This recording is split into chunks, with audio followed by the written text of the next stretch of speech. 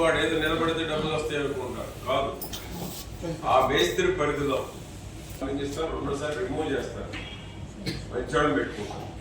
ఏదో మొక్కుబడిగా నిలబడతానే కాదు, వాళ్ళ సాటిస్ఫాక్షన్ కోసం మేము కనుక కాంప్రమైజ్ అయితే పబ్లిక్ రియాక్షన్ మా మీద పడుతుంది.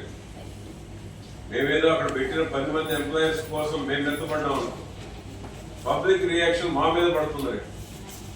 ఎక్కడ కాంప్రమైజ్ కావడానికి లేదు. మీరు కూడా మేము పెట్టిన మనుషులైనా మీరు భయపడాల్సిన అవసరం లేదు.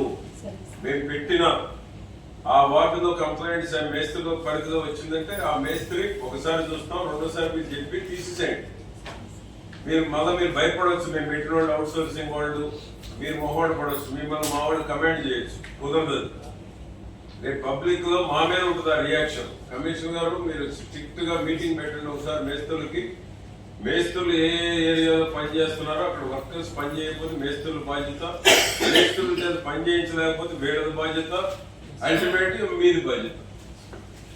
మీరు మేము పెట్టిన మీరు ఎక్కడ మొహోడ పడాల్సిన పని లేదు. మేము పంపించిన మనుషులైనా పని చేయకపోతే తీసేయండి, మాకు చెప్పాల్సిన పని కూడా లేదు.